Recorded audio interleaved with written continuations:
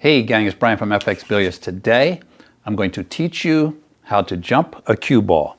Now, this video is not for you if you already know how to clear a ball.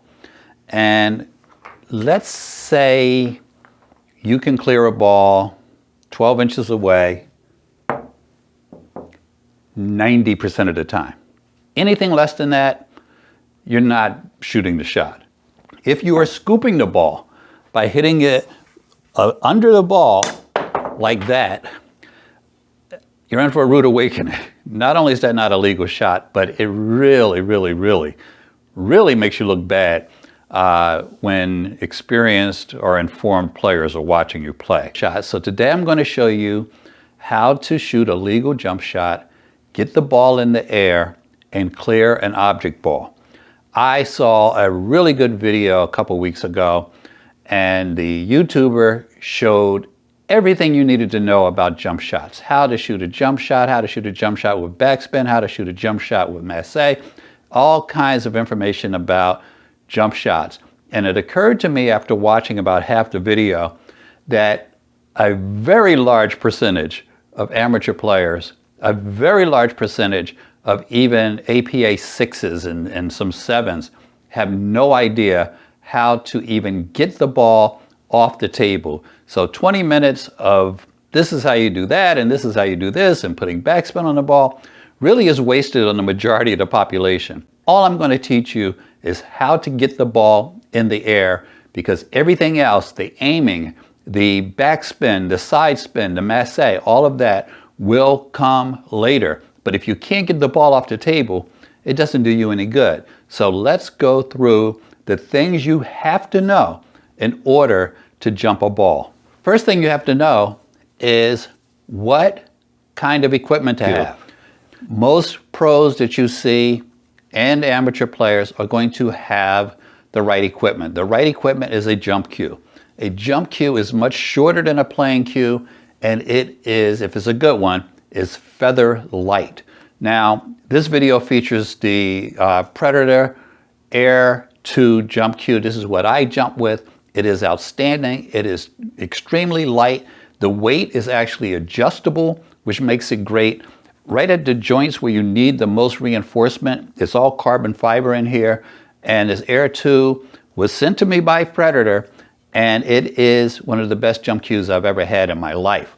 It also breaks down, or depends on how you look at it, has an extension so that you can shoot longer shots underhanded, you can shoot a dart style overhanded, whatever you need. If you need it to be smaller and lighter, you can take the extension off. If you need it to be longer, if you need a greater reach, you can add the extension. Outstanding jump cue. I'll put a link to it in the description of this video. So you've got the right equipment. Let's look at the mechanics of the jump shot. Why does this ball get airborne when we're shooting down on it? And by the way, if you're not shooting down on the cue ball, again, it's not a legal shot. Knowing why it goes airborne is the key to understanding how to make it work. The reason the ball goes airborne is because we are literally bouncing it off of the table. We're pushing down on this hard substance, which is that phenolic ball, and we are sending it off of the slate, which is also very hard, and it is just literally being pushed into being a bounce. So that's how it works, because your mission is going to be to learn to get the ball airborne, not to learn every facet of the jump shot today. We are going to be hitting the ball above the center point and down on the ball from about a 45-degree angle, and this is going to help you get the ball airborne. As you get better and better and have more experience with this shot, then you'll shoot it different ways. There are ways to put backspin on the ball. There's ways to drop it in certain areas, to masse it into pockets, towards pockets and object balls. There's all kinds of things you can do.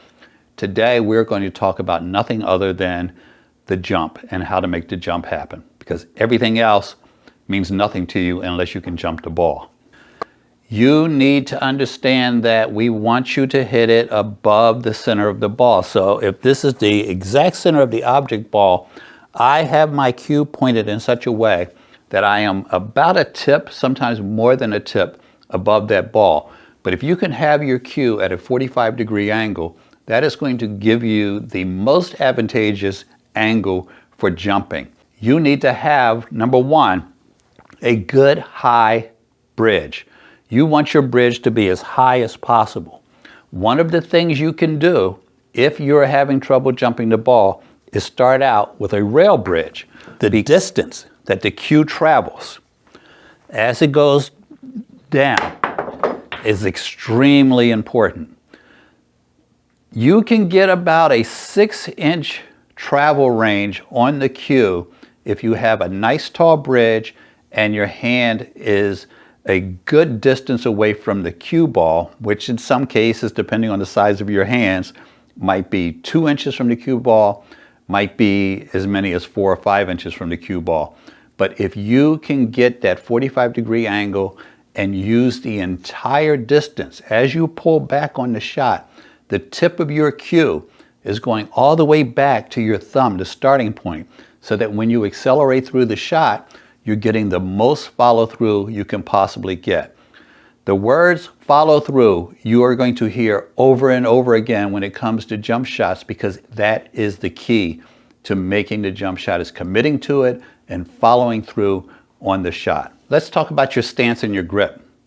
In order to jump this ball, because we're not anywhere close to the rail, we're going to step into the shot just like we would any other shot. In another video, I'll show you how I aim it, but if you see me point, it's because I'm actually aiming to the spot that I want to hit. What you're going to do is step into the shot like any other shot, but your feet are going to be pretty close together. They're going to be anywhere from 6 inches to shoulder width apart, because you need to get up over this ball. And if you're lacking in height, you might need to get even closer to it to get the same angle. You will see a lot of professional players, especially the smaller players, using a sidearm stroke. You can do that for this shot as long as you have everything else in place. But today I'm going to show you an underarm stroke where what you're going to do is let your arm do all the work. If you drop your elbow on the shot, that's okay, as long as it's not severe. If you drop your shoulder on the shot, then you're going to have a problem. A lot of players just bang into the ball as hard as they can, and they hope to get it in the air, but they've done everything else wrong, and the ball doesn't go anywhere for them. It usually runs into the object ball. You need to be very relaxed with your body when you're shooting this. You don't want your body to move. The only thing that you're moving is your arm. Mostly that pendulum is what's going to get it in the air. Again, if you drop your elbow a little bit, you'll still make it jump. You'll still have a good jump shot. A lot of players do drop their elbow on that shot. But you need to let your arm do the majority of the work, and you need to be very relaxed when you shoot the shot. I've had guys do this, where they raised their body during the shot. I've had guys that flinched, they dropped their body during the shot. You want to keep your body as still as possible during this shot, or you're going to either not clear the ball or be so far off target that it won't matter that you cleared the ball. So here we are. We step up to the shot. These balls are 12 inches apart. I make my high bridge.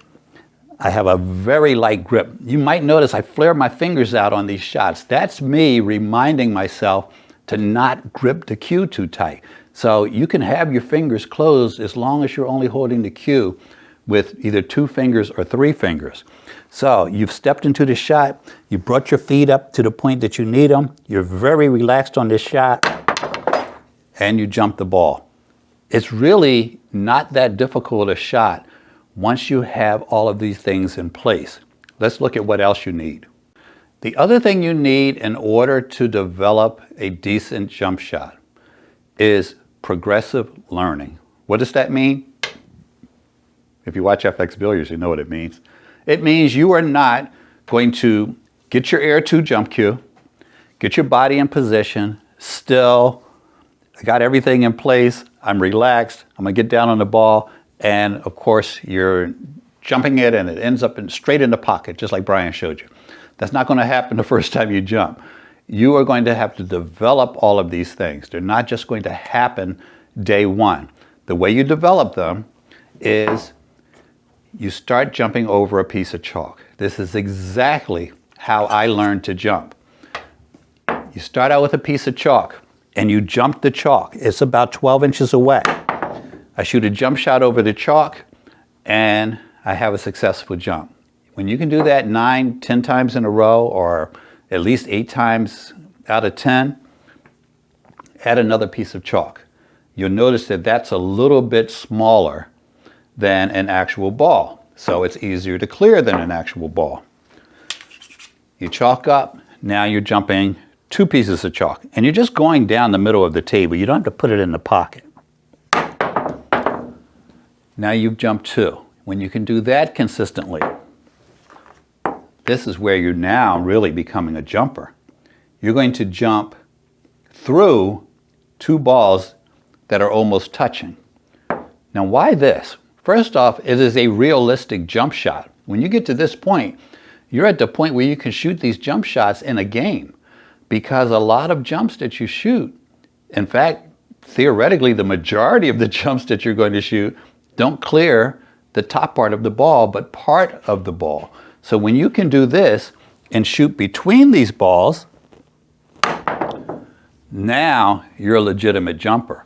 And then what you're going to do is shoot an entire ball, chalking up every time, guys, at least every time you remember to.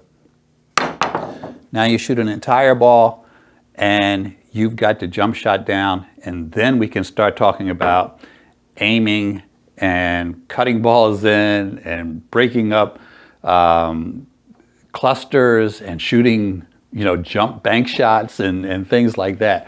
But this will get you in the air. One of the tools you should have in place, other than your Great Predator Air 2 jump cue, is a break cloth. Now, this is the same cloth that is on the table. When I have my tables recovered, what I do is I tell the guy, cut me off some swatches for break cloths. So I've got about, 7 or 8 of these. They last forever. It's just a piece of cloth, but it's the same thing that's on the table. This will allow you to practice your jump shot without actually putting hot spots on your actual table. And if you're practicing at someone's pool hall or their home or something like that, somebody else's property, use a jump cloth, because you're going to be putting hot spots on the table, and some people are more finicky about it than others. I don't baby the cloth on my table. I get it replaced on a regular basis, so I don't worry about a couple hot spots here or there from jumps, but a lot of people do not want you jumping on their cloth. So you get one of these. If you don't have a pool table and you don't have cloth, and you can't get one from someone who deals in pool tables, because they will just cut something off for you from scraps they have, just go to a fabric store. The first jump break cloth I ever had, I was 17 years old, and I went in a store and said, I need, a half a yard of material, and I just cut it up. Now, I will warn you about one thing. If you get very thick cloth, what will happen is you will learn to jump on something that is easier to jump off of than standard plain cloth. And this is what happened to me. When I was learning to jump shot at about 16 or 17 years old, I was using a very thick cloth. And then when I got down to the table level and I'm shooting off the actual tablecloth, then it became a little bit more difficult. So sometimes I think that thicker cloth might aid you in getting the ball in the air. So, keep in mind, you might be jumping with training wheels if you've been shooting off of a break cloth all this time. The next thing you can do, if you're having trouble getting across the chalk, the 2 pieces of chalk, the split balls, the full ball, one of the things you can do is bring your game back here to this rail where you can make a higher bridge. That's kind of a, let's call it training wheel for learning the shot, because now instead of having maybe a 6-inch stroke that you're looking at, you're going to have an extra inch, inch and a half, because you can get your hand higher and a little bit further back and get a little bit more speed out of the shot. 2 things: light grip, follow through. Those things, on top of everything else we talked about, are going to be probably the most important things. A lot of people can keep their body still. Guys that have a good pool stroke get the stroke down. They get a lot of things down, but they're holding the cue too heavy. Hit the subscribe button. Give us a thumbs up. Hit me in the comments. Let me know what you think. And if you've tried to jump before or what kind of problems you seem to be having, I'd be more than happy to help you. And on a future video, I'm going to teach you how to aim. I'm going to teach you how to shoot bank shots from the jump. I'm going to teach you how to do all of those things. But in the meantime, make sure you are subscribing. 50,000 people every month are watching our videos and not hitting the subscribe button. So you're missing stuff. But you know who's not missing it? Your competition. Give us a thumbs up and subscribe. Have a great day. This is all day. All day, baby.